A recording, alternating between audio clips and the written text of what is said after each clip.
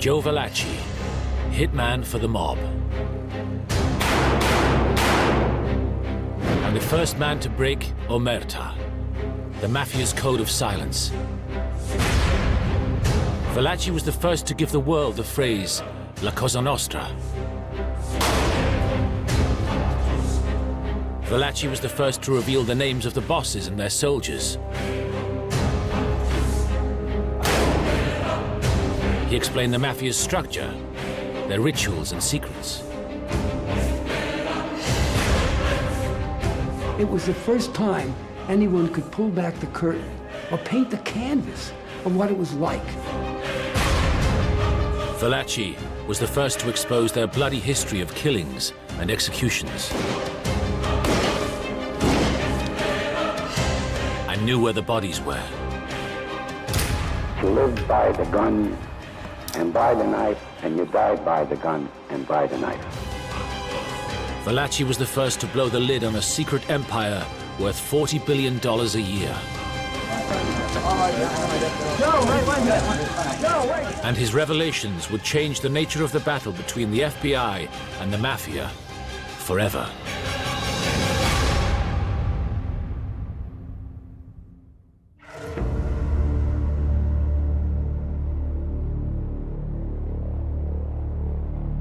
In 1962, 58-year-old Joe Valachi was serving 15 years in Atlanta State Penitentiary for heroin trafficking.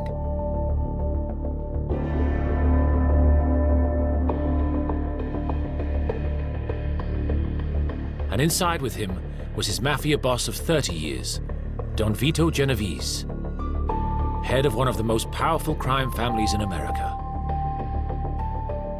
Joe went back a long time with Vito. He was in one of Vito's crews, so they knew each other very well, and he always thought he was in Vito's good graces.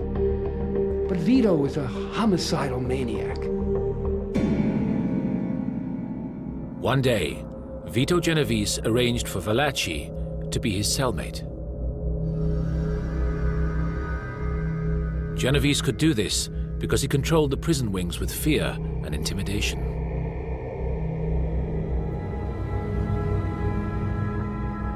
Valachi guessed something was up and had good reason to be nervous.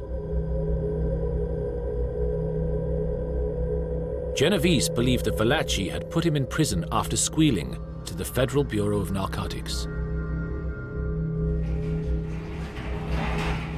One night, Genovese turned to his cellmate. You know, we take a barrel of apples, and in this barrel of apples there might be a bad apple. Well, this apple has to be removed, and if it ain't removed, it would hurt the rest of the apples.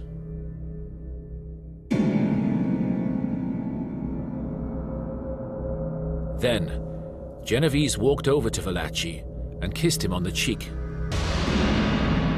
It was the Mafia's kiss of death.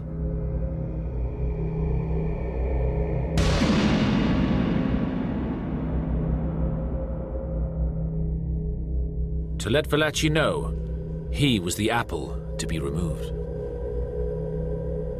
Joe Valachi knew what this meant. It meant he was now going to be killed. One way or the other, Vito was out to get him.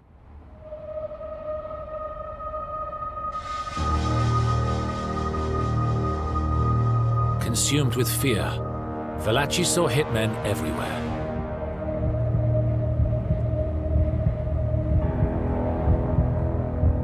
On the morning of June the 22nd, 1962, he was out in the yard when he saw 3 prisoners coming towards him. Thinking they had been sent by Genovese to kill him, he picked up an iron pipe left by construction workers and braced himself for the attack. Then, another inmate approached him. Valachi swung into action.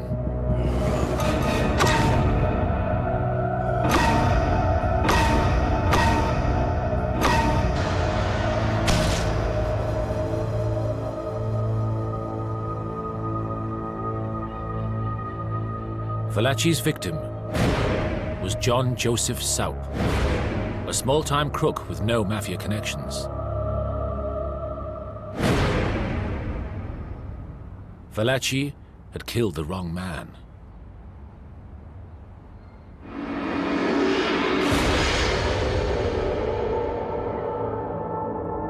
And he was now facing the death sentence for murder. Here he is, he's trapped, there's no way out for him. So he sends word to the federal authority that he's willing to sing, come a canary.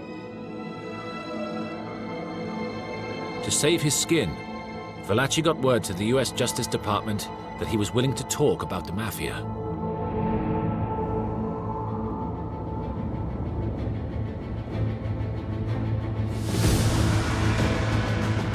For Attorney General Robert Kennedy and his staff at the US Justice Department, this was the break they were looking for. Since becoming Attorney General in 1961, Kennedy had pursued a vigorous attack against organized crime. But he had been struggling to penetrate the country's criminal underworld.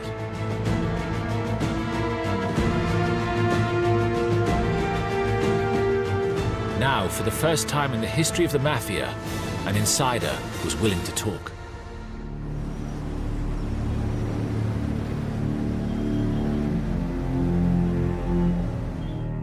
So Kennedy offered a deal to Valachi.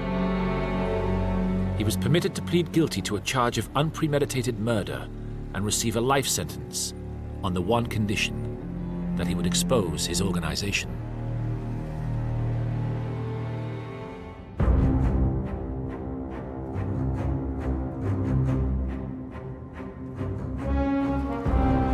On July the 17th, 1962, Valachi was secretly taken out of Atlanta prison and flown to Westchester County Jail, just outside New York.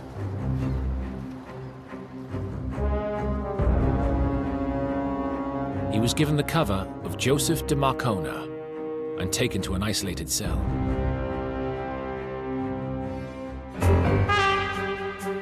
FBI agent James P. Flynn was sent to interrogate Valachi and find out what he knew. Flynn came in and he was tough. He told Valachi, listen, either you tell us what we want to know, or you're no value to us and there's no deal involved.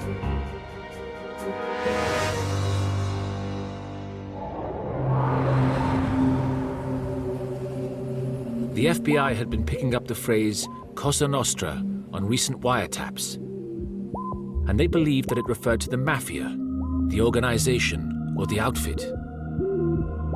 But they weren't sure.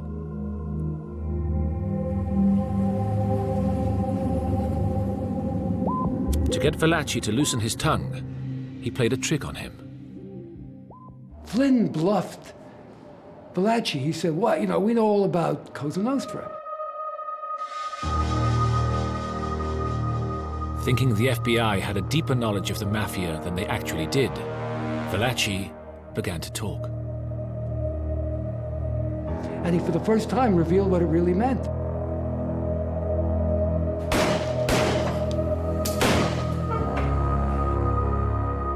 It meant our thing, Cosa Nostra.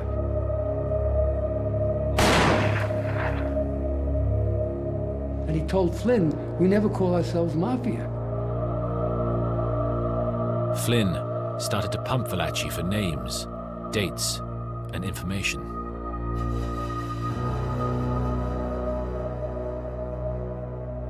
The FBI only knew the tip of the Mafia iceberg. They really had never really penetrated the organization.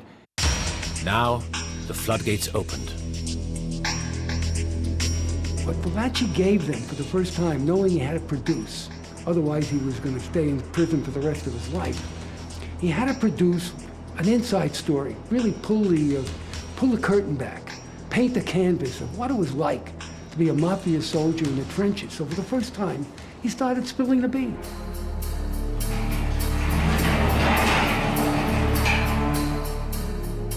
Valachi began to reveal the organizational structure of the Mafia.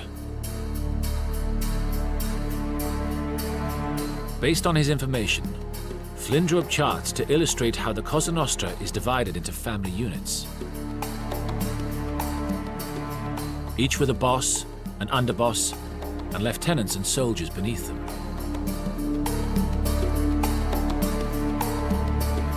It seemed to the FBI and everybody else that he was a Rosetta Stone. He was telling them the secrets. The hieroglyphics were now exposed.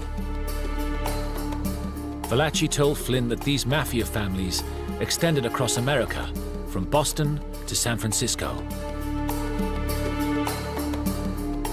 And for the first time, the FBI got a picture of the Mafia's enormous scope and activities.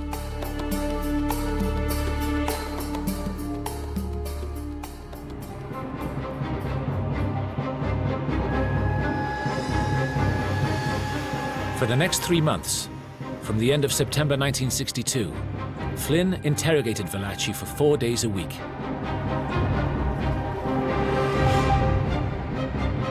An average session would last about 3 hours, and then Valachi would become irritated and difficult to handle.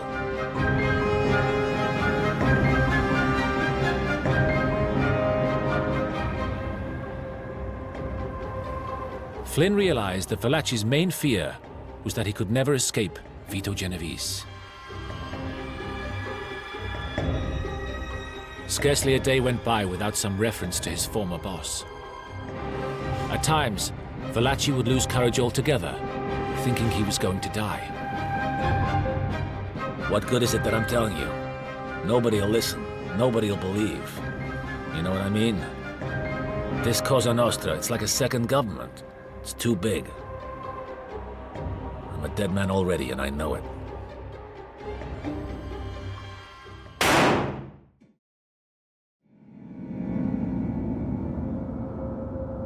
Valachi was right to be worried.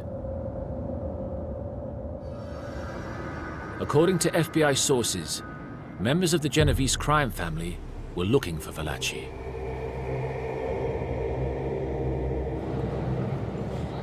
From his cell, Vito Genovese had put a price tag of $100,000 on Valachi, and now the mob had traced him to the New York area.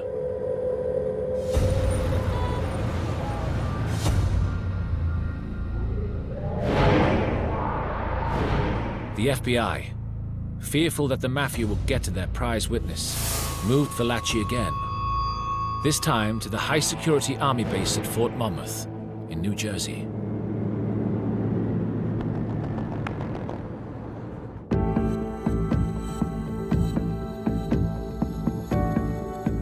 By the spring of 1963, Valachi wanted to go public and was keen to expose the powerful criminal organization that he blamed for ruining his life.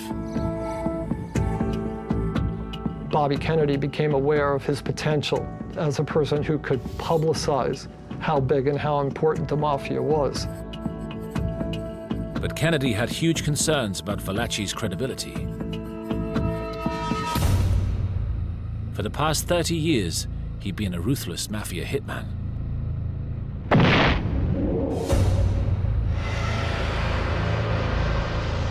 According to the Justice Department, he had at least 33 murders under his belt, and was also now singing for his life. How could anyone be sure that Valachi was telling the truth?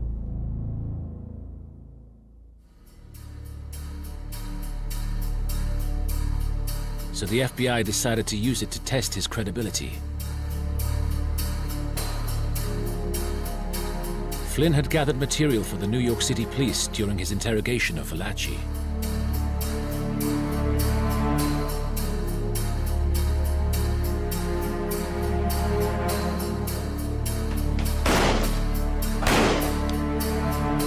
The police department had struggled with 30 years of unsolved murder cases, dating back to the Mafia gang wars and the subsequent Cosa Nostra power struggle.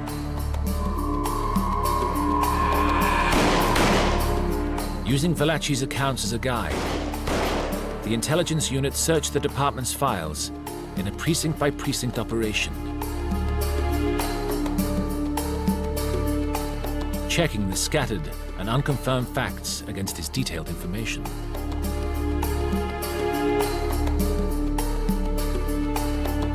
They found that Valachi's version of the gang slayings and killings including the dates, locations, and the circumstances, could all be verified.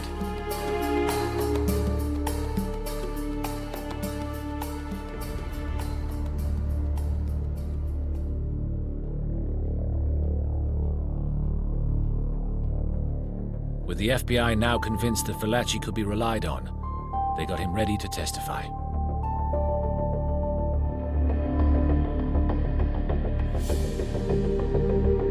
In September 1963, Valachi was flown to Washington to face an investigating Senate committee on organized crime across America.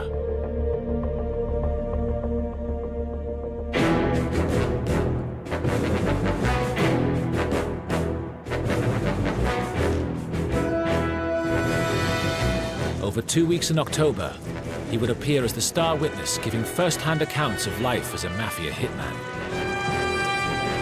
The hearings were broadcast across the country and became a national event. Go right here, please. Go. Go, right there. Go, wait, go. The United States is a new country. We don't have mythology the way older countries had. We had cowboys and Indians, and we had racketeers. This was a way for people within the country to look at all those movies that they had seen before about the underworld and put it all together.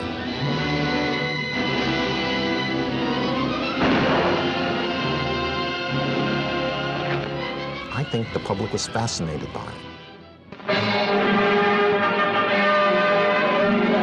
The nation's underworld gets the unwelcome spotlight of publicity as the Senate's Investigations Subcommittee begins new hearings on crime. Arkansas Senator McClelland is at the helm. Attorney General Robert Kennedy paints a grim picture of the rise of lawlessness under the Cosa Nostra, or Mafia. This he describes as the government of organized gambling, narcotics peddling, extortion, racketeering, and controlling of certain trade unions. He says the income runs into billions.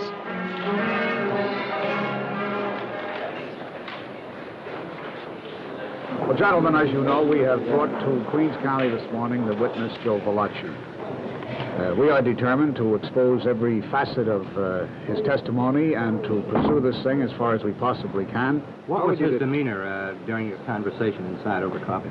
Apparently, he's a willing witness, and he's anxious to get these things off his chest, and we had no difficulty with him at all. Did he seem worried at all? I wouldn't say he was worried. I think the man is naturally, under all of the circumstances, nervous and a bit upset. But beyond that, he's a good witness. Mr. O'Connor, don't you get the feeling that he's rather enjoying all this? I would make no comment about that.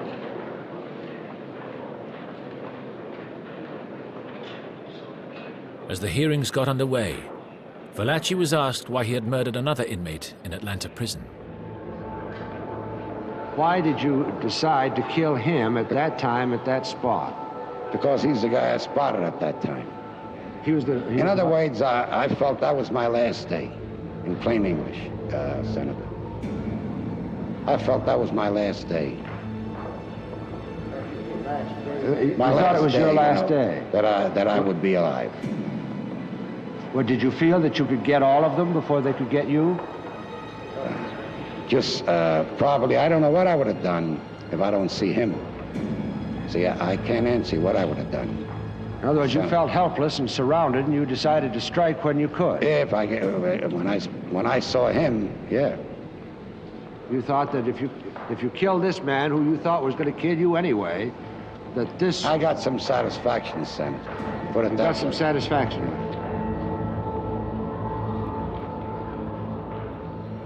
Despite all the razzmatazz surrounding this public event, Valachi's testimony was a stark reminder that he was a cold-blooded killer.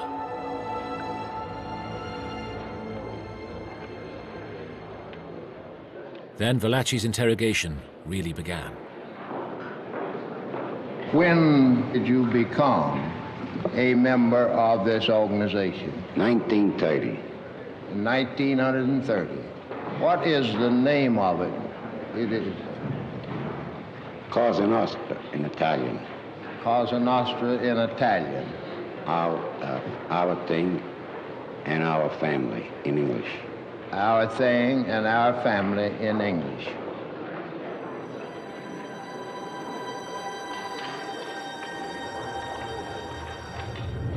Valachi then revealed how he came to join the Mafia.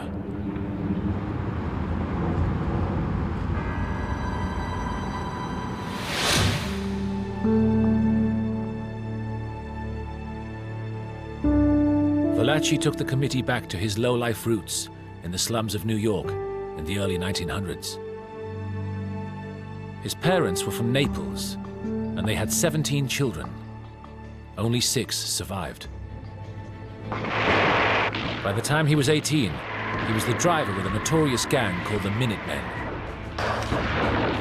They robbed hundreds of clothing and jewelry stores between 1919 and 1923, smashing shop windows and grabbing whatever they could before the cops came. But one day they were caught, and Valachi was sent to the infamous Sing Sing prison on the Hudson River.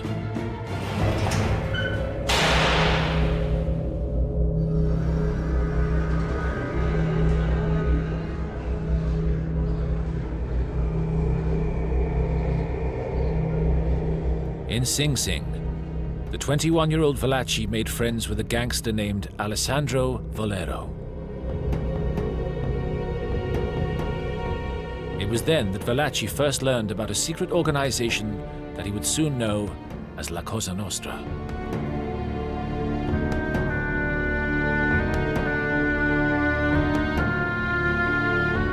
And Valachi wanted to be a part of it.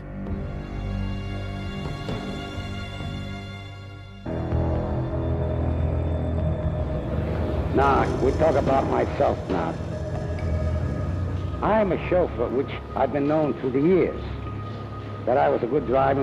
In fact, other mobs used to try and borrow me, which I never wanted to go.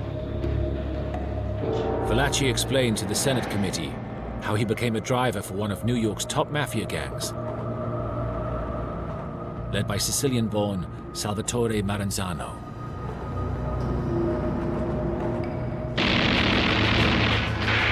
It was 1929, and Maranzano was locked in a bloody power struggle with his rival, Giuseppe Masseria. Valachi made it known to Maranzano that he wanted in. And as a test, he was sent as the driver on a contract to murder one of Masseria's top henchmen.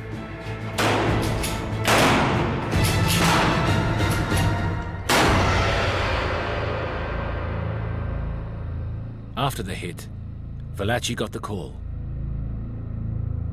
He was going to be a made man, or a soldier in the Mafia.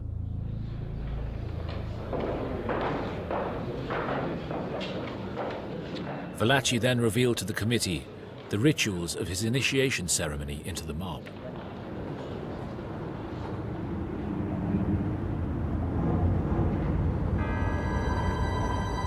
Valachi described how he was driven to a country house about 90 miles from New York. Valachi said he was asked to join 30 other members around a table. His boss, Don Salvatore Maranzano, was going to conduct the initiation. He told him how you got inducted, Omerta, the whole code. That once you became a member, you could never leave. How you had to either become an earner or be a hitman, kill somebody before you could even be qualified to be an inductee.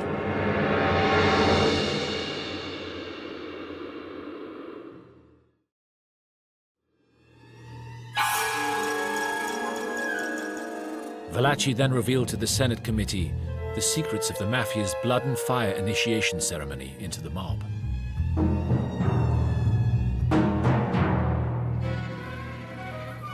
Well, he had the knife and the gun on the table. He went on to explain that you live by the gun and by the knife, and you die by the gun and by the knife. Did you have a full understanding of what that meant at the time? Yes, I did. It meant that you was what? Well, expect to die by the gun and by the In knife. other words, when you took that oath, you expected someday to die either by the gun or by the knife. Right, That's what you were dedicating yourself to. right. Valachi went on to explain that he was told to make a cup with his hands. Paper was placed inside and set alight.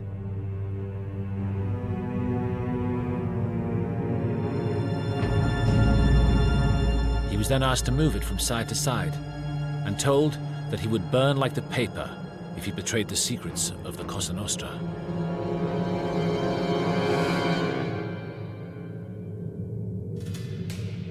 Valachi was then introduced to his gomba, his godfather, Joe Bonanno, who would be his guide and mentor.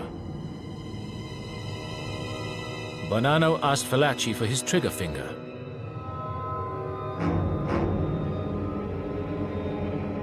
And pricked it with his tie pin.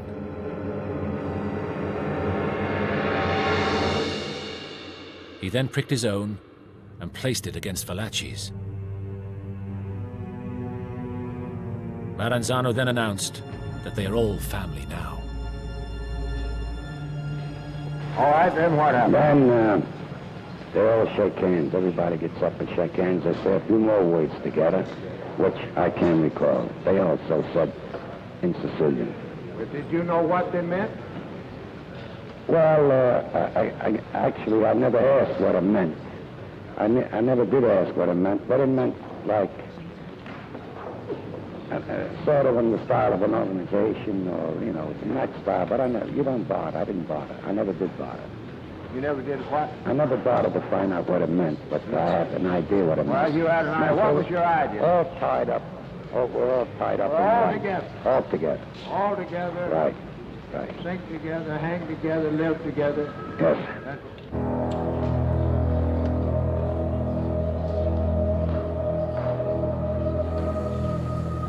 Valachi's revelations explained why this secret organization had managed to remain hidden for so long.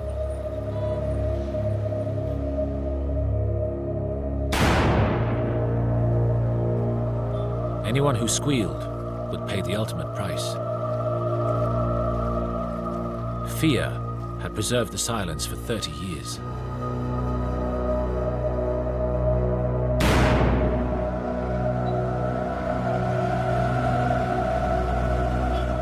Now, Valachi had broken that silence forever.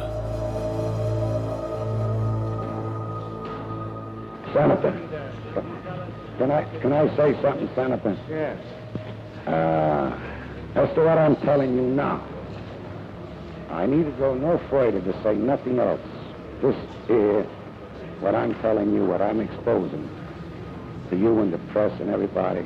This is my doom. This is the promise I'm breaking. That even if I talk, I should never talk about this, and I'm doing so. The mob, of course, was horrified. And, in the past, they had been able to reach people in prison and kill them. And they thought somehow if they offered enough money, somebody would be willing to try to bump them off. With Genovese's contract of $100,000 hanging over Valachi's head, there were now real fears of a direct attack on the Senate hearings. What can you tell us about this threat, Jim? Well, over the weekend we received information from the FBI that their information was to the effect that the bomb would be placed in the room this morning, and also that there might be one or several persons here with guns who would attempt to assassinate the witness. Now, what precautions have you taken? I don't think we ought to talk about it. How about Mr. Valachi? Did you tell him about it? No, we didn't. Well, there was supposedly a report that somebody's going to try to shoot you or put a bomb in here or something. Where'd they get that? What do you think about the Yankees and the Dodgers the other day? I don't know anything about it. How do you feel about it? I might feel, I'm in the same position from the beginning. I'm hot from the beginning. You understand what I mean? Don't make any difference.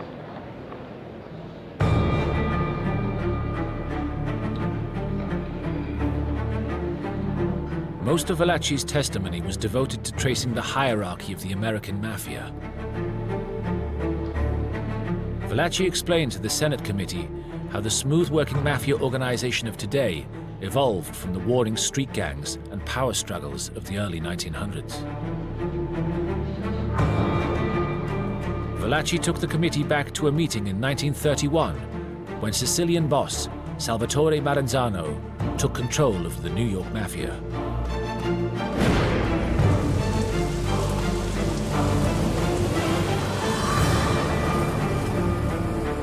Valachi told how Maranzano laid out his grand plan to an audience of 400 mobsters.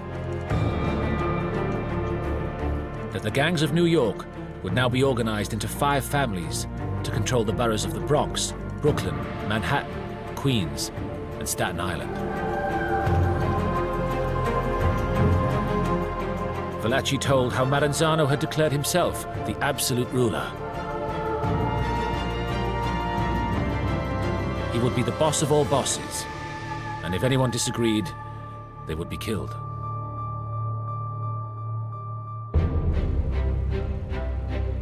Valachi then explained how one man did disagree.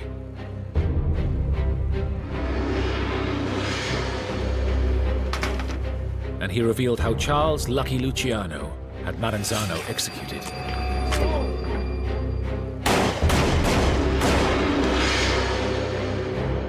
Luciano then introduced a more democratic form of leadership. He eliminated the boss of all bosses and created the Commission, effectively a board of directors to resolve mafia disputes. And this led to an era of peace, cooperation, and prosperity.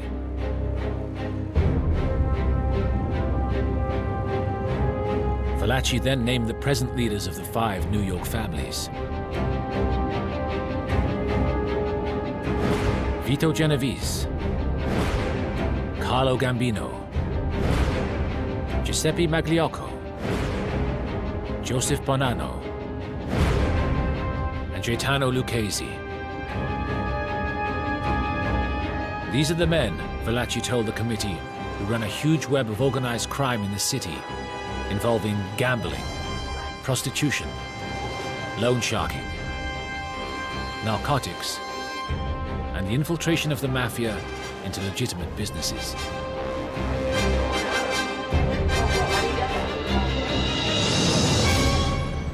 And about how many soldiers would usually be under a boss? Well, Vito Genovese has about 450. 450? In and around that. Yeah. 450? About 450. Could be even 500.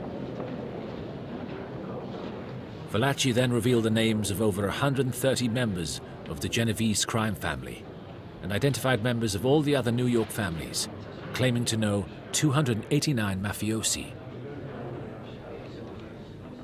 All was laid out for the committee on 5 huge family charts. I think what Valachi did was explain what the FBI had and didn't know they had. Frequently, people in the mob and in other areas of criminal activity know others by nicknames. They may know their faces, but they don't know their actual names. To the extent that we now had law enforcement had their actual names, we probably learned that for the first time. But other than that, I think Valachi's testimony pretty much stands on its own. I mean, and it has been proven accurate over time.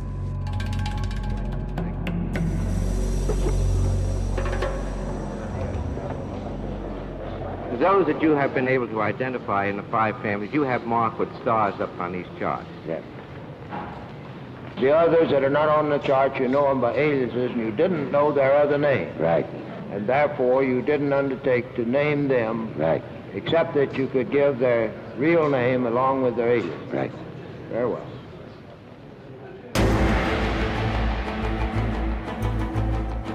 He was the one who exposed it all. The families, the names of the people, the levels of authority, starting with the capo di tutti capi down to the soldiers. But there were some critics skeptical of Valachi's testimonies, believing that as a foot soldier, he wouldn't have been privileged to any information relating to Cosa Nostra's inner circle.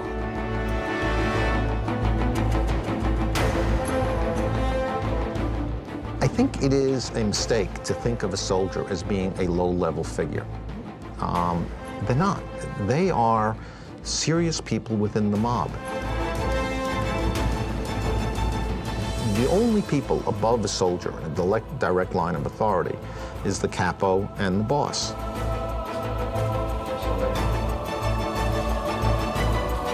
So the soldier is a person high up in the mob by the very nature of being admitted to the mob.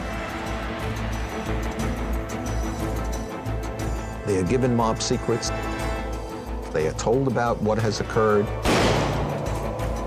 They need to know who other people are within the mob because they're free to cross anybody who's outside the mob, but no one who's in the mob. And so they tend to know a great deal.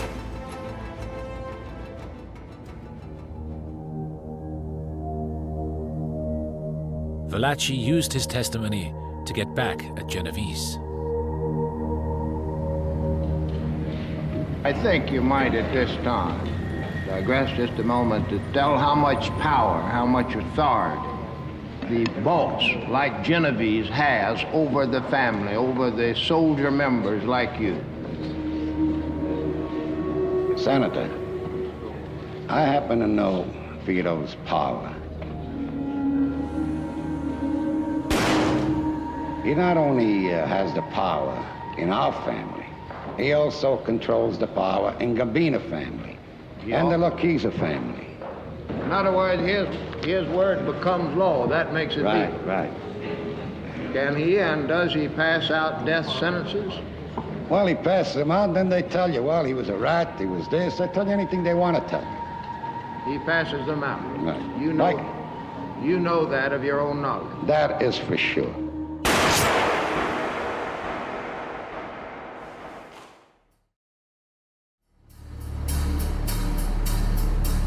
Valachi's testimony was a goldmine. He confirmed Cosa Nostra was the Mafia. He revealed the names of the bosses and their soldiers. He explained their structure, their rituals and secrets.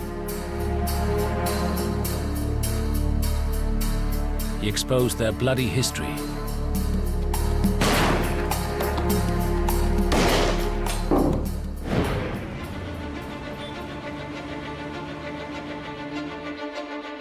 Above all, Valachi's testimony gave the FBI the targets and led to a change in priorities. By 1963, the FBI's New York office had increased the number of its agents specializing in organized crime from 4 to 140.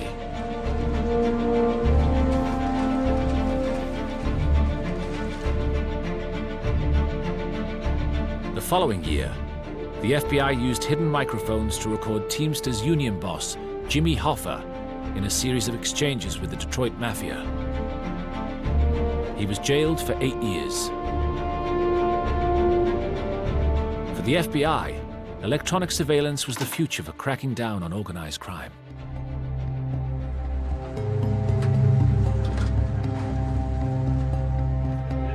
I remember as a young agent, as a young organized crime agent in the early 1970s, all over the country we did wiretaps of the interstate gambling operations that flourished and were controlled by the Mafia.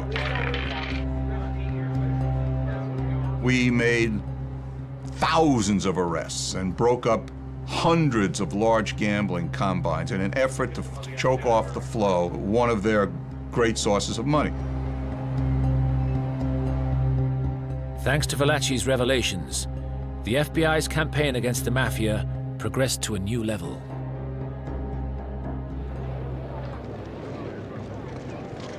Critically, for Attorney General Robert Kennedy, it was just the beginning. The disclosures of Joseph Valachi and of others with knowledge of criminal operations in various parts of the country have helped to give us unprecedented understanding of how these operations work. Valachi was the first really important cog in bringing down and destroying, or at least wounding, the Mafia in America. Without him, it might have taken another 15, 20 years, because there were no defectives. Even though he was low-ranking, he still knew enough to sensationalize his story and to get the public really alerted and warned about the threat of the Mafia.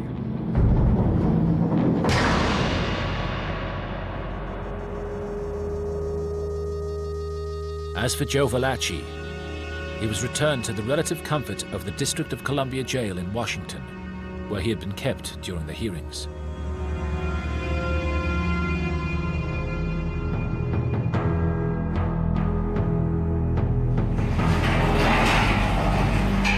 Robert Kennedy, ever shrewd, believed Valachi had a lot more to offer.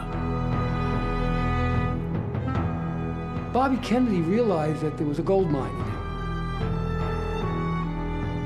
So what he did was said, why don't you write your memoir, everything you can remember about the Mafia? Over 13 months, Valachi painstakingly produced more than 300,000 words on notepads from his cell in Washington. He had been there from the very beginning of the modern Mafia, and it was a unique day-by-day portrayal over a 30-year period of his life as a hitman.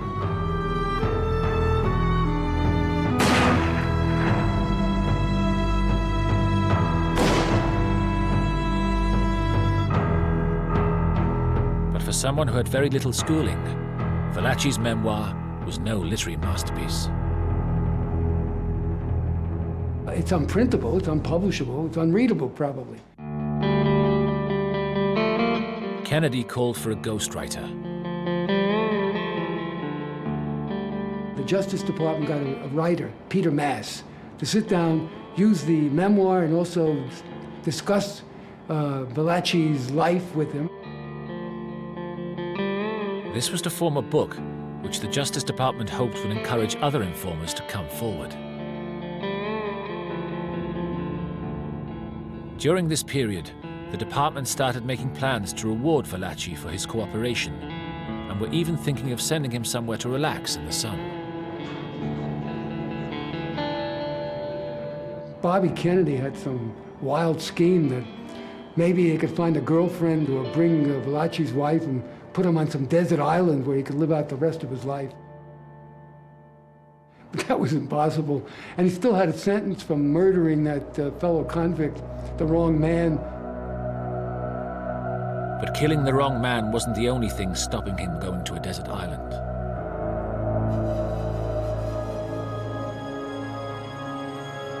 The Italian-American newspaper, Il Progresso, had got hold of Valachi's manuscript and was outraged. It printed a virulent editorial against the forthcoming book, saying it was perpetuating the kind of image of criminality associated with the many Italian names in Valachi's testimony.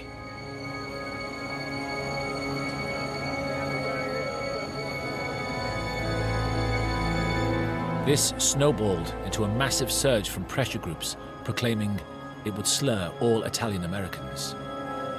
Their campaign was successful. The White House stepped in and halted its publication. Overnight, everything changed for Valachi. He was told the whole thing was off and was hauled out of his Washington comfort zone and transported back into the harsh federal prison system.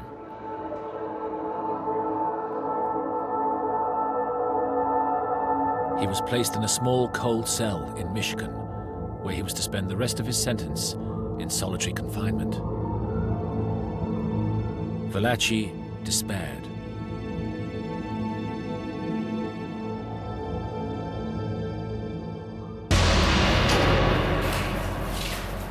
On the morning of April the 11th, 1966, he took the mains lead from his radio and stepped into a shower cubicle.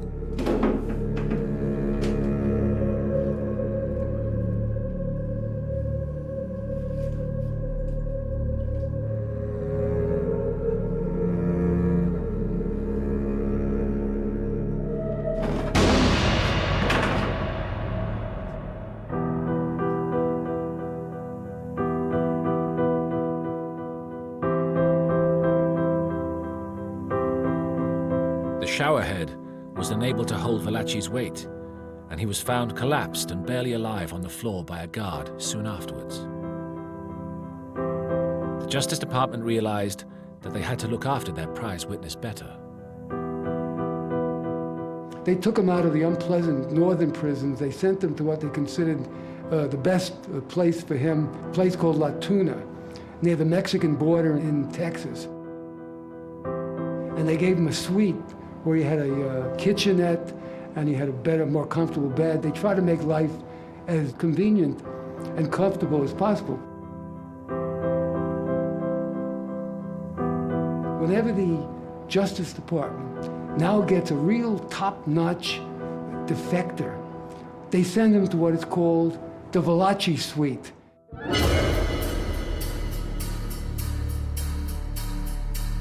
In 1968, and 5 years after he had given away the Mafia's secrets to the world, Valachi finally got to read the book based on his life. It was called The Valachi Papers, and it became a bestseller. Valachi never received a penny from it. The book was turned into a feature film in 1972. Valachi was played by Charles Bronson.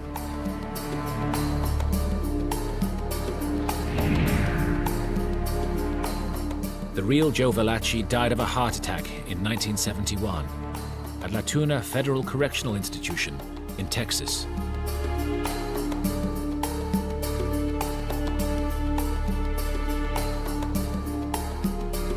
He outlived his Mafia boss, Vito Genovese, by 2 years.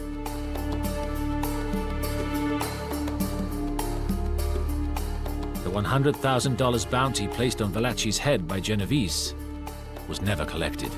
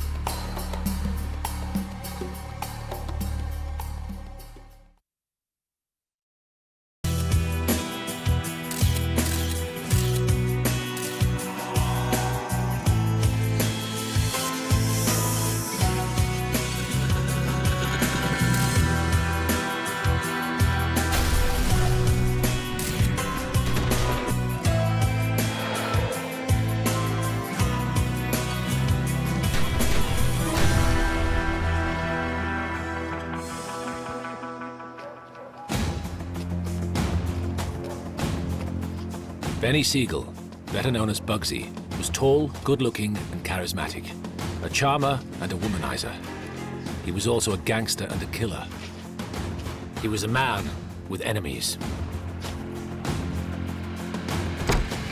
Late one June evening in 1947, he arrived at the Los Angeles home of his mistress with a friend. Siegel's mistress was away, and the two men made themselves at home.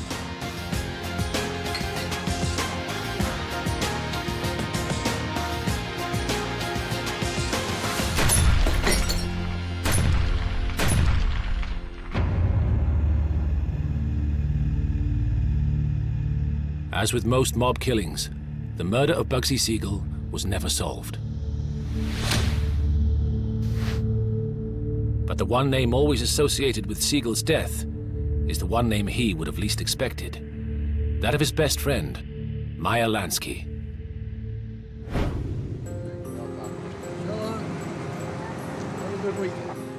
Meyer Lansky was one of the most mysterious of all mob figures. Little Meyer, quite tough, but not really a violent man. For some, he was the Jewish mastermind behind the Mafia, pulling the strings from the shadows. He was a financial genius of organized crime. He was also a killer, part of the New York Mafia, and very powerful and very successful. But for others, he was little more than a middle manager for the mob. His sinister reputation the product of media hype and hysteria. The cold, hard evidence suggests that he wasn't quite the business brains that everybody thought he was, or that he thought he was himself. Mob mastermind, or victim of his own legend. We unravel the enigma of Meyer Lansky.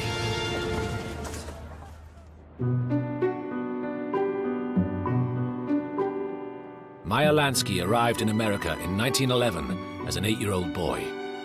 He and his family were Jewish immigrants fleeing the brutal anti-Semitic pogroms of their native Russia.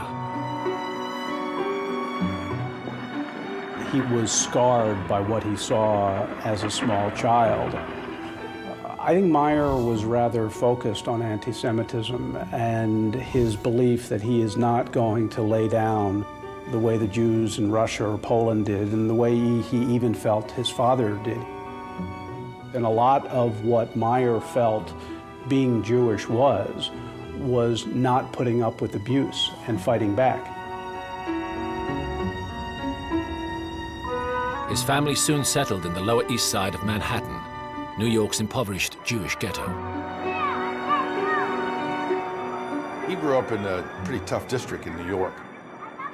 And whatever your size was, you had to be tough. You had to be able to take a beating and give a beating. And so he was small.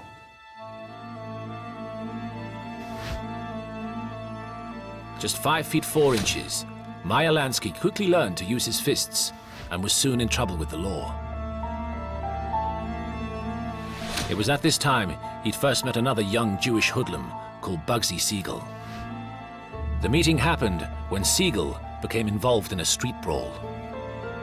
Siegel had these charismatic good looks, and he got involved in a fight, a street fight, and he picked up a gun.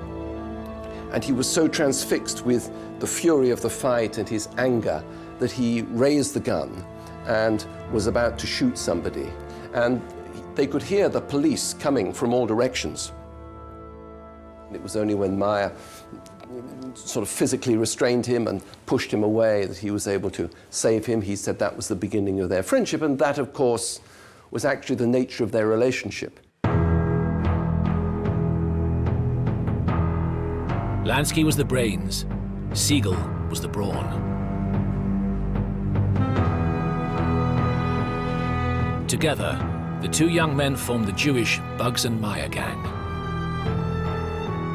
You sort of get this sense that, oh, organized crime is Italian.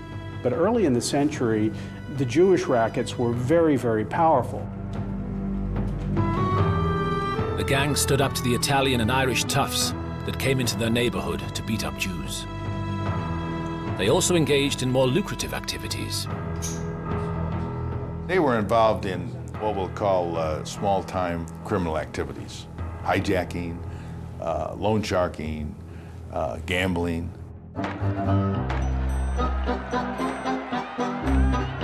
Lansky and Siegel's big break came in 1920 with the introduction of prohibition, the ban on the consumption of alcohol, a ban which spawned a lucrative illegal trade for mobsters of all ethnic groups. It was prohibition that turned all of these low-level street predatory criminals into business executives because they had to figure out how to manufacture or import, distribute, sell, run real organizations.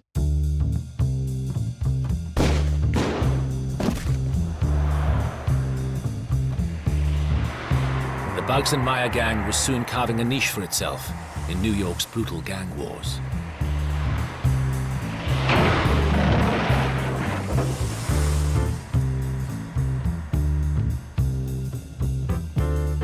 And it was at this time that Lansky made what would be the second key alliance of his life, with Italian mobster Charles Lucky Luciano, a man whose respect Lansky first earned when they were teenagers, and Luciano tried to rob him. Famously, Luciano tried to shake him down, and Meyer told him in no uncertain terms, in very colorful language, where he could get off. You think that because I'm Jewish, I'm just going to fork over money. That's not going to happen today, buddy. It was the start of one of the most important friendships in the history of organized crime, and of a groundbreaking Sicilian-Jewish alliance. Luciano really didn't like the old-time Sicilian bosses, the notion that you only stick with your own. A lot of the newer, younger Italians, they didn't really care about the cultural precedent for setting up a gang. It had nothing to do with Sicily. They wanted to make money, and guys like Meyer, who were Jewish, wanted to make money. With Lansky at his side, Luciano was soon shooting his way to the top of the New York underworld. By the summer of 1931, just one man stood between Luciano and total control: Salvatore Maranzano, a classic old-style Sicilian mob boss. Luciano turned to Lansky for help. One of the stereotypes of the Jewish rackets is the Jewish guys handled the money and the Italian guys were the tough guys. Not true. Interestingly enough, when Luciano took over the Italian rackets, it was the Jewish muscle that played a big role. The idea was that if you use Jewish gunmen, we get very ethnic now, if you use Jewish gunmen, the Italian criminals wouldn't be so suspicious because they wouldn't look like Italian hitmen or Sicilian hitmen. At Luciano's bidding, Lansky organized a gang of Jewish assassins to visit Maranzano's offices on Park Avenue, posing as tax inspectors from the Inland Revenue Service. One of the guys whose name was Red Levine, who was known for being an Orthodox Jew who would not kill on the Sabbath. But Maranzano was so bigoted that he felt if some Jewish bean counter IRS guys came to his office, they couldn't do him any harm. Well, not only did they do him harm, they killed him.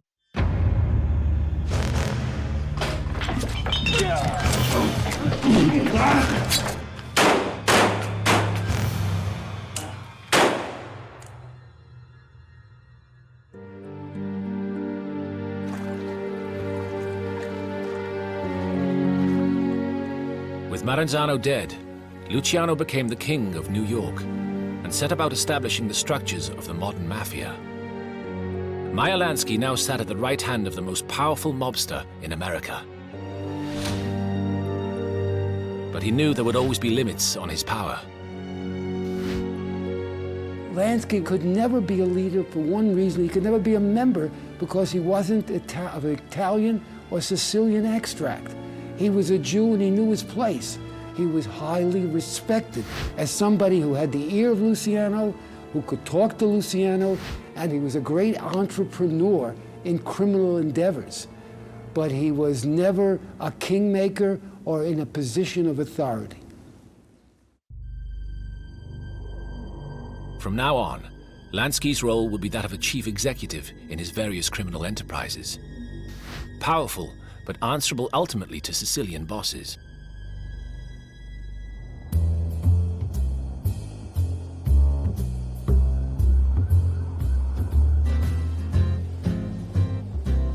By now, he'd married and quickly had 3 children, the oldest of whom, Buddy, suffered from cerebral palsy. Otherwise, life was good. He left the crowded tenements of the Lower East Side behind and took an apartment in the exclusive Majestic building, overlooking Central Park on New York's Upper West Side. With the abolition of Prohibition in 1933, he branched out into a new business, one that would dominate the rest of his life.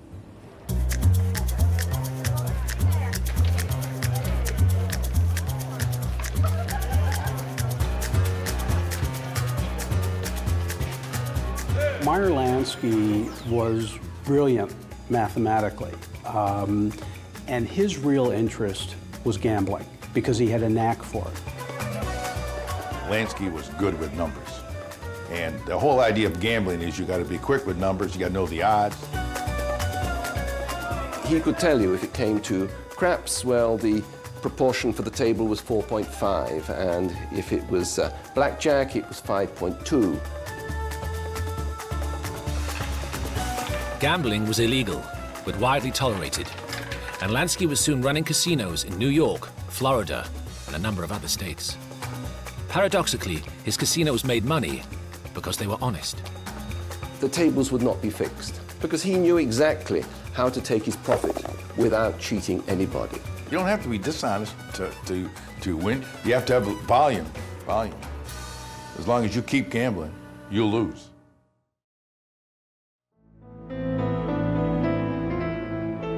By the end of the 1930s, Lansky's casinos had made him a wealthy man. But the little Jewish immigrant from the Lower East Side craved something more than wealth.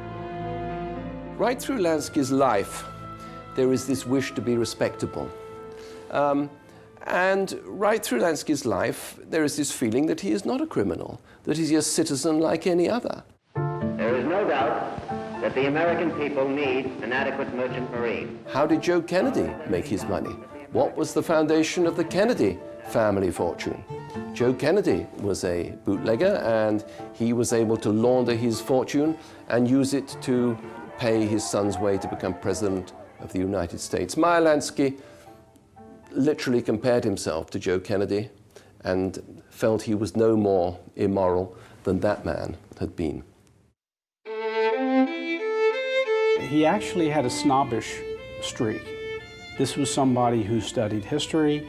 This is somebody, when his friends were out carousing at night, would hire tutors. Lansky sent his own second son, Paul, to study at the military academy, West Point. He would jot down if he saw a vocabulary word that he was interested in. You can see in his handwriting, he would write about it in a book. I remember one of the things he wrote was, determine how to pronounce Thucydides.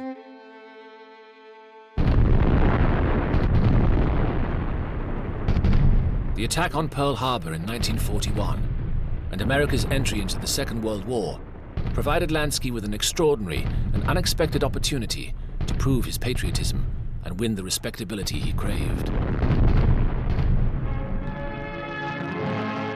In February 1942, a large troop carrier called the Normandy caught fire and capsized in New York Harbor. The death of a queen. Now the $60 million luxury liner lies on her side, mortally stricken.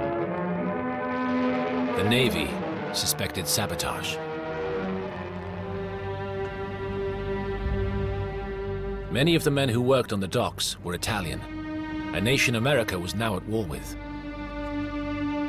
When the Navy attempted to investigate, they found the waterfront an impenetrable, closed world.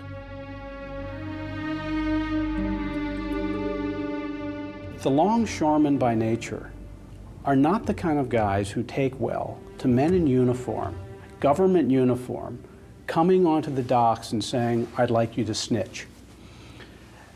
So Roosevelt is distraught by this. Pearl Harbor has just happened. The Navy is explaining to him, Mr. President, we don't control the docks. And Roosevelt is, what do you mean we don't control the docks? We're the U.S. government. Well, Mr. President, you were governor of New York. Do you remember who ran the docks? Ah, okay. At that time, the docks in New York were controlled by the mob.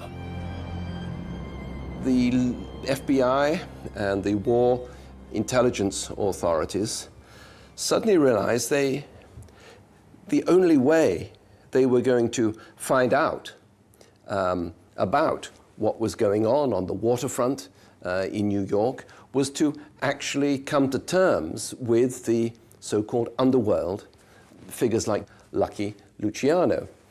The trouble was, Luciano was in jail.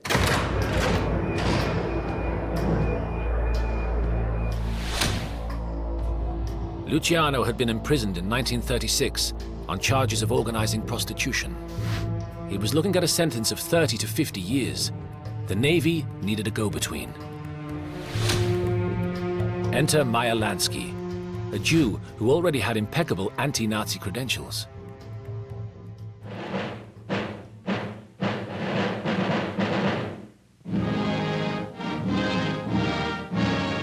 In the 1930s, New York's Jewish community had been threatened by the rise of the pro-Nazi German-American Bund. Jewish leaders had turned to Lansky, one of the few members of their community with the muscle to confront Nazi thugs. The Bund found themselves under siege by Meyer's boys. Meyer and Ben Siegel, and Meyer actually personally went to some of these rallies. They would go and bust them up. They would hit them over the head with bats, and they would really terrorize these Bund members. When the Navy approached him in 1942 to help them on the docks, Lansky immediately agreed to help. He arranged for Luciano to be moved to a more comfortable jail, closer to New York, and acted as a mediator in talks between the Navy and the Sicilian mobster. It's an extraordinary story. Lansky says, can Luciano be moved?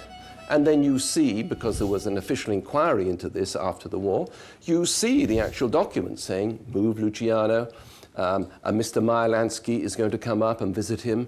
Do not request Mr. Lansky's passport. Do not take Mr. Lansky's fingerprints.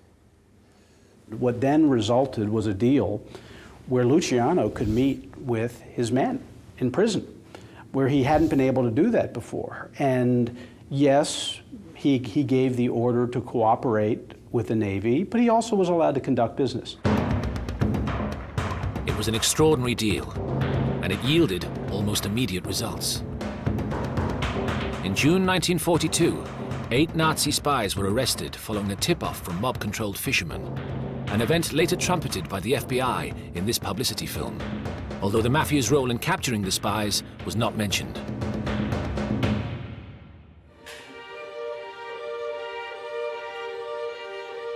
The following year provided the mob with an even more dramatic opportunity to lend assistance to the war effort. The invasion of Sicily, home country of the Mafia.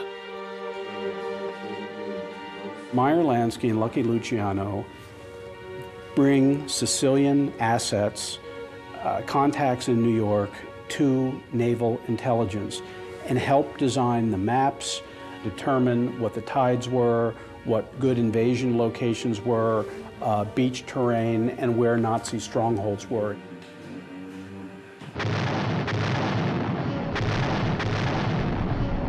As American troops poured ashore in Sicily, the mob assistance proved invaluable. But the Navy knew it was playing a dangerous game. The only thing worse than Operation Underworld, as it was called, failing, what if it succeeds? You're now in business with the mob. Sicily was conquered in just 6 weeks. But this was not a story that the US government wanted made public.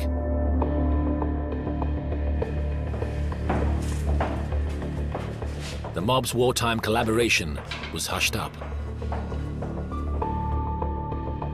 Charlie Luciano was released from prison, but immediately deported to Italy.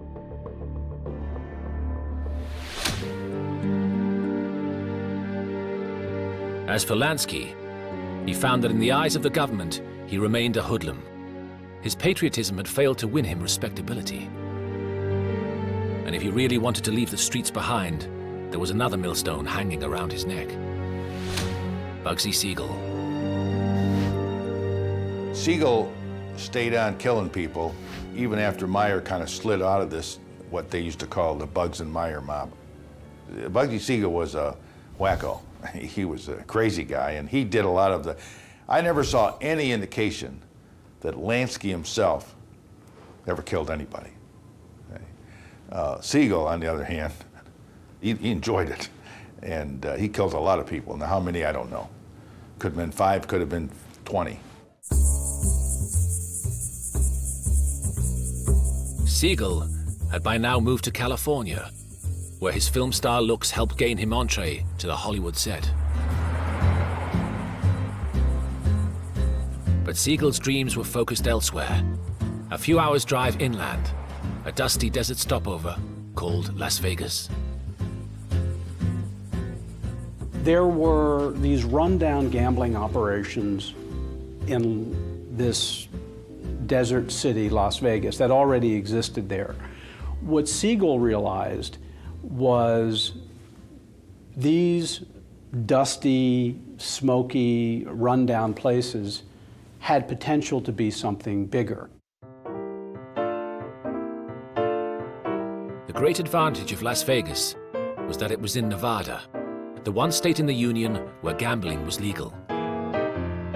Siegel set about building his own luxury hotel casino, the Flamingo, the first in Las Vegas, with money borrowed from Lansky and other East Coast mobsters.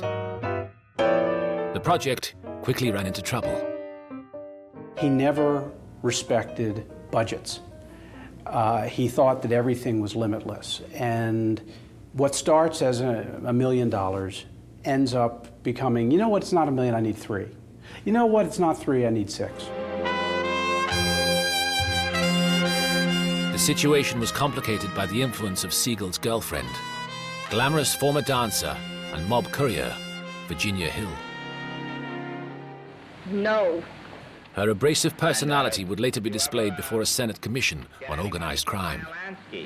I never got money from any of those fellas. None of those fellas. None of these that I've been reading about, and none that I knew. They never gave me anything. Siegel's mob backers suspected Virginia Hill was stealing their money. But Bugsy Siegel was not the sort of man to listen to criticism of either himself or his girlfriend.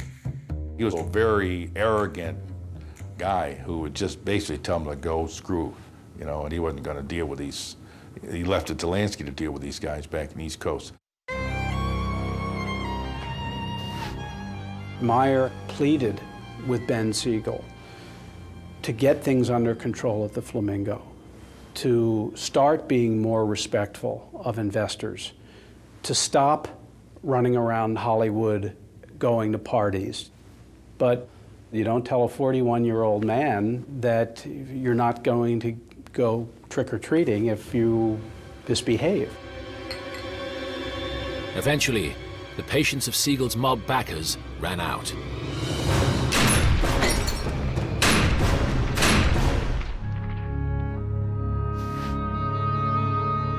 Just a few hours after Siegel's death, the Flamingo Hotel received a couple of visitors. 2 men, Mo Sedway and Gus Greenbaum, walked to the Flamingo and said, we're in charge now. And somebody said, well, this is Ben Siegel's place. And they said, Ben is dead. Mo Sedway and Gus Greenbaum were both business partners of Meyer Lansky's.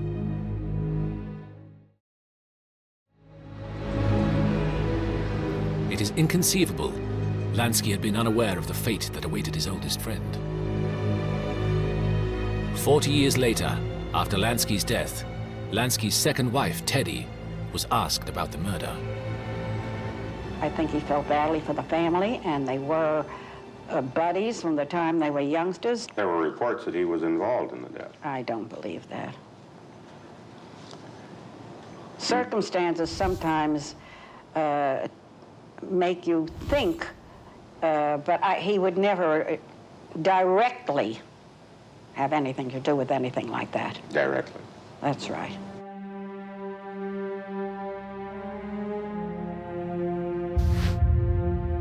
Lansky may not have ordered Siegel's death, but he benefited. For all that he craved respectability, this was the life he'd chosen. I suppose we could say there's a hypocrisy here. In all my research into Lansky, I never discovered him being personally responsible, personally fingering, personally instructing the death of anyone. But he made his money and he worked in an environment where murder was the ultimate sanction and where those who failed to stick by the code paid in that way. The image of Lansky as a dangerous mobster was about to become forever established in the public consciousness.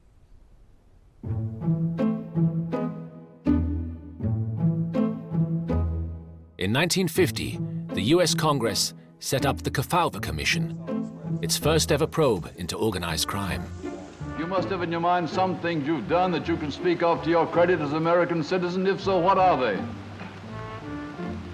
Paid my tax. The commission focused primarily on the easy target of gambling, with the result that Lansky emerged as a far more important figure in organized crime than he was. Lansky was furious. In one of the breaks in the hearings, Meyer said to Kefauver, "Senator, I don't know what you have against gambling. You gamble." And Kefauver snapped, "That's true. I do like gambling. I just don't want you people controlling it. You people." And one of the things that Meyer wrote in private notes is that gambling will become the biggest business in America once they run the Jewish and Italian boys. You people, out of it. In fact, Senator Kefauver gambled on horses, which was perfectly legal. But for Lansky, it was another example of the hypocrisy of the establishment. The elite always looked upon gambling as an evil, Lansky wrote. Only when they used it as a pleasure or for the purpose of personal gain was it legitimate and not sinful. Once more, he felt he was a victim of anti-Semitism. You just had to say Jewish financier in the background, working with Italian mobsters. It played to so many stereotypes. It was so damning to Meyer Lansky's reputation. He never recovered from it.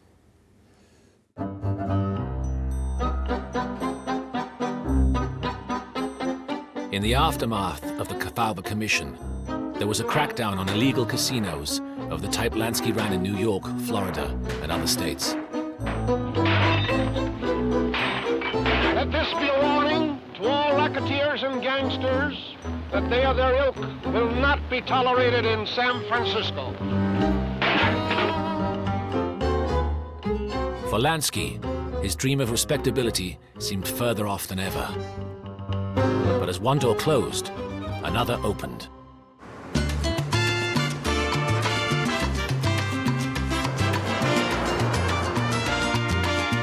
Cuba in the 1950s was Las Vegas by the sea.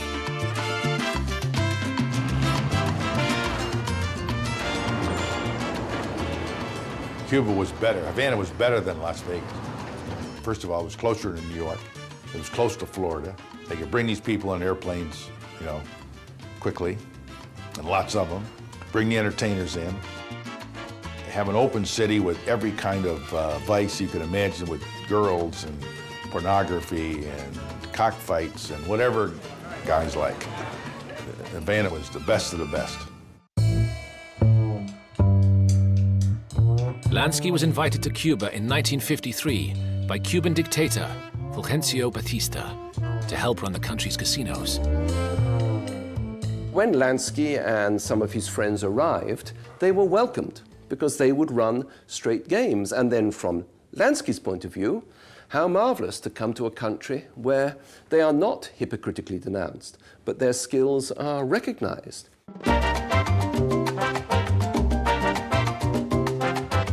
Lansky helped turn Havana into America's playground, where the elite could enjoy all the vices denied them in the newly moralistic atmosphere back home. Among those who visited was future President John F. Kennedy. Did Meyer know John Kennedy from Havana days, from trips there? Yes. What was he looking for in Havana? Gambling, women? You said the second one. Oh, a lot of people look for that in Havana. Oh, yes. He told them where to go for it. Lansky now embarked on his most ambitious project yet, the construction of the Riviera Hotel Casino on the Havana seafront. We know from the evidence of the Riviera Hotel that by the mid-50s, he was worth $17, $18 million, which was a lot of money in those days. And he plowed it all into bricks and mortar and air conditioning and gold tiles and so on. It's a wonderful hotel by the standards of the 1950s. It's the first to have air conditioning. You go inside the casino. It's a wonderful mosaic tiled egg-shaped room, still, with all the glamour of a Humphrey Bogart, Lauren Bacall film. And that's where he put his money. It was the largest single investment Lansky ever made. I think Meyer was focusing on Havana to clean up his fortune. That was going to be his Kennedy moment. Havana was legal. But Lansky had bet wrong.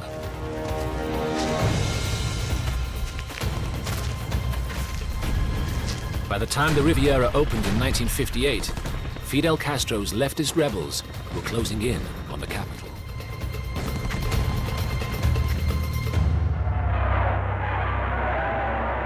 In the early hours of New Year's Day, 1959, the dictator fled the country. At first, the celebration was peaceful as shouting, cheering crowds surged through the city.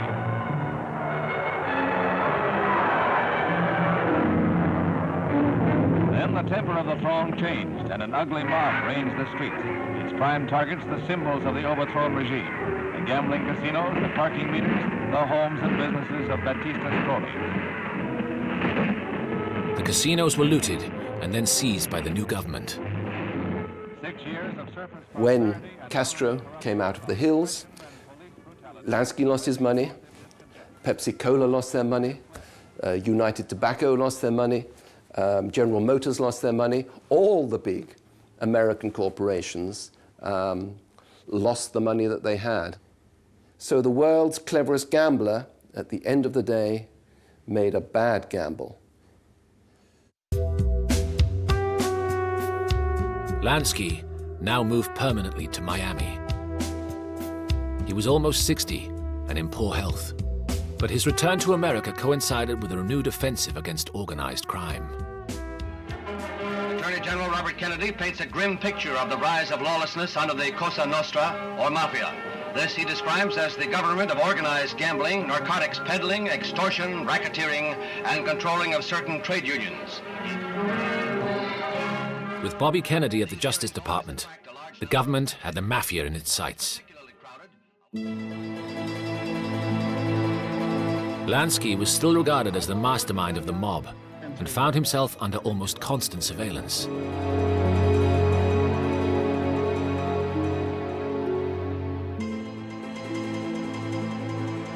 Meyer is being dogged 24 hours a day, 7 days a week by the authorities, by local authorities, by the FBI.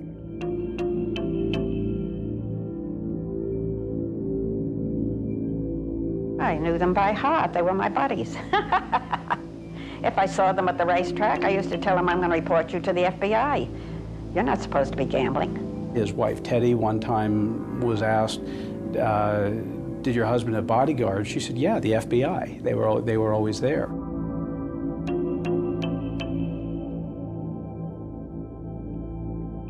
Listening bugs were placed in his house and at hotels he stayed in, but they yielded little. Spends much time lounging around his home, read this report from July the 7th, 1962. Main pursuits seem to be playing gin rummy with friends, watching TV, and reading. All those wiretaps, bugs that the FBI did in the 1960s, every single bug was successful in getting good stuff. Good intelligence for the FBI, except Lansky's. Lansky's was a total zero.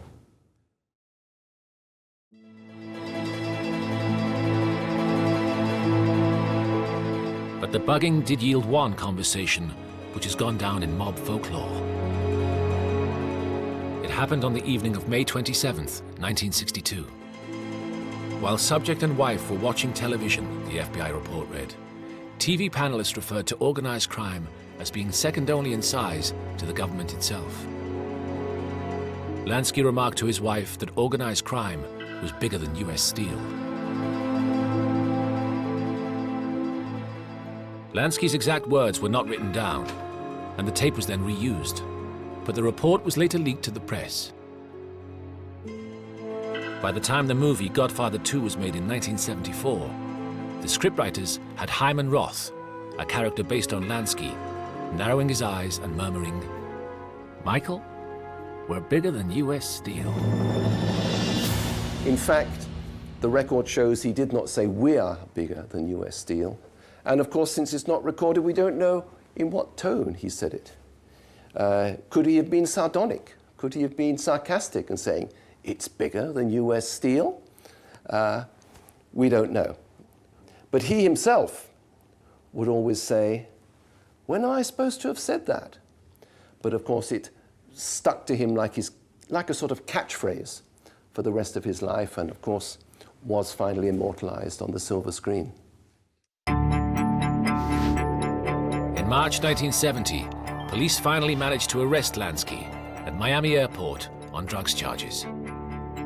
The drug bust in 1970 I thought was a travesty and a joke, because basic charge was that he left the country to go to Mexico for a vacation, I believe, and had these drugs on him without having a prescription for it.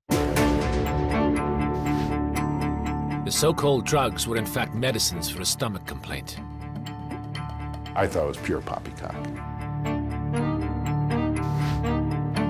The case was thrown out, but Lansky had had enough. For 40 years, he had sought respectability and acceptance as an American citizen. Now, he turned his back on his adopted country.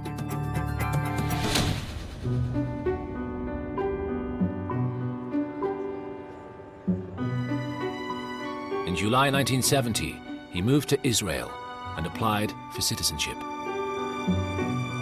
All through his life, he has had this pride in his Jewish identity.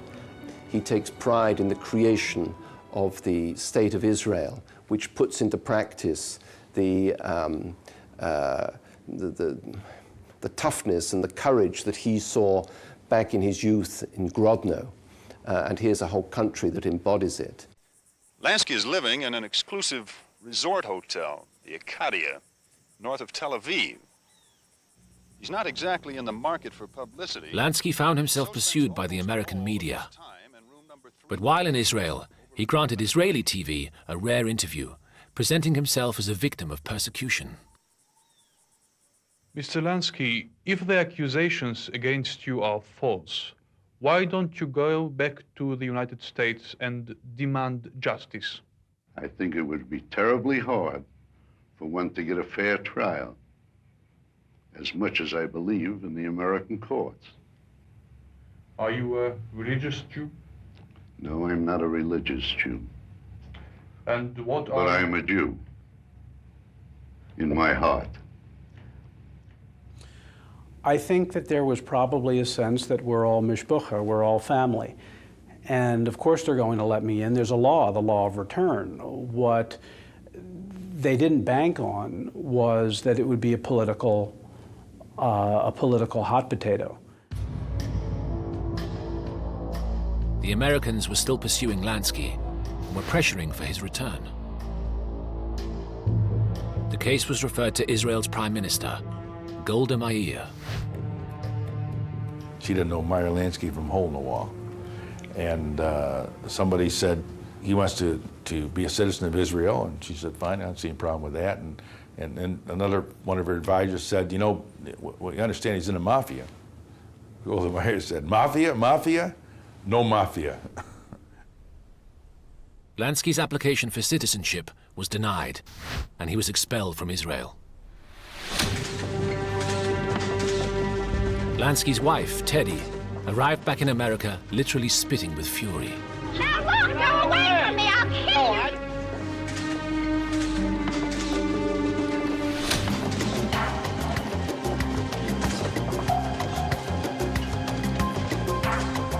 Lansky himself was immediately arrested.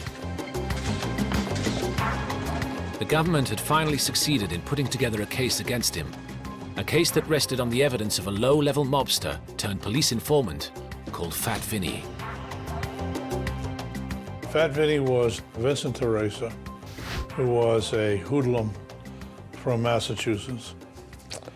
He was, a thief and an extortionist, and he had been a federal witness in 38 Mafia trials that the Department of Justice had brought. Fat Vinny claimed that in 1968 he'd made 2 deliveries of cash to Meyer Lansky of income from the Colony Club Casino in London. It was the big break the government had been looking for. Here's a guy who actually was willing to testify, who put money in Lansky's hands, $150,000. That's substantial compared to what his tax return said. Like Al Capone 40 years before, Lansky was facing charges of tax evasion.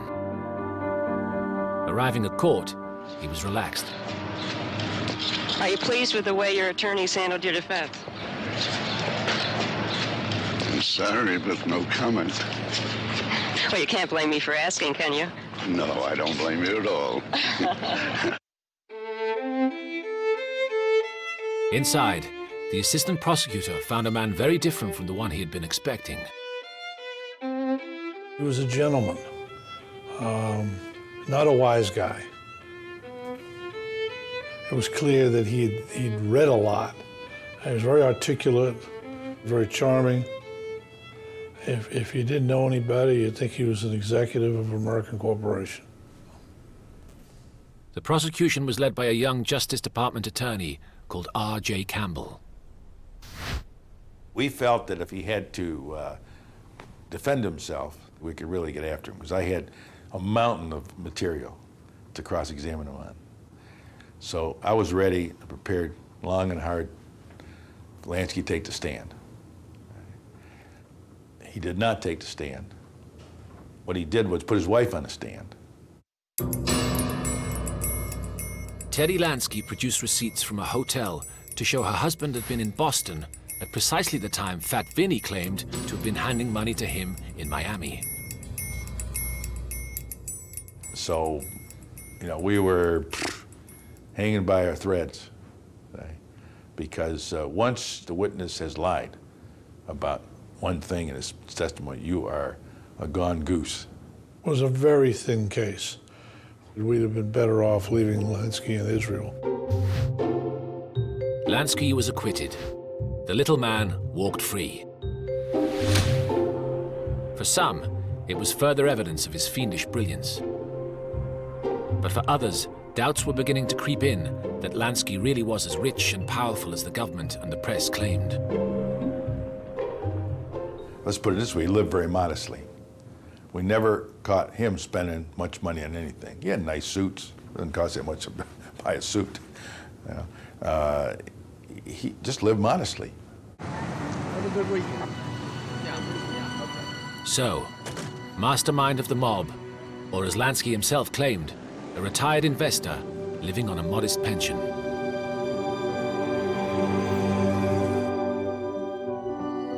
Only in 1983 would the truth be revealed. Lansky died in his bed of cancer. His family gathered for the reading of the will. They too were hoping it would reveal hidden riches. They were disappointed. I do believe there was a moment of recognition that, boy, this reality is very different than we thought it would be. Because to my knowledge, nobody in that family has a lot of money, and it's not because they secretly do and have hidden it so cleverly. I don't buy it. I spent a lot of time with his crippled son, Buddy, who, after his death, was living on state charity, something Meyer had always tried to avoid in his lifetime, but he couldn't leave enough money for his beloved crippled son to survive. I think it defies the rules of human behavior that they would go through such denial of comfort for the sake of proving what? Meyer Lansky never was the all-powerful Godfather some believed. And he lost the bulk of the fortune he had in Havana in 1959. Under constant surveillance by the government, from 1960, he was effectively retired. and he spent most of what he had left on his various legal battles. How would you describe yourself? As a human being. He saw himself as a victim of hypocrisy, even anti-Semitism. But Meyer Lansky never was quite the mastermind the American public believed. He shone only in comparison with other mobsters. Most of these organized crime guys, they're not educated at all. So we're not operating from a very high plane. So a guy comes along like Lansky, who is quick and good with numbers, and he stands out. He's only bright in connection with the other people around him. He certainly wasn't in Bill Gates and Warren Buffett's league. You know, the cold hard evidence of Meyer Lansky, the businessman, suggests that he wasn't quite the business brains that everybody thought he was, or that he thought he was himself. But the American public is reluctant to abandon the myth. The great irony is the proof you are a mastermind is that nobody can find any proof. Everybody was running around looking for banks and pawns in this vast game, and they couldn't find them. And then when they couldn't find them, they said, man, this guy's good. There is this belief, especially in America, in the mystical power of the mob. And so when Meyer Lansky would walk his dog, people would go, ah, he's just walking his dog. He's doing the whole walking his dog low-key ruse. No, he was walking his dog.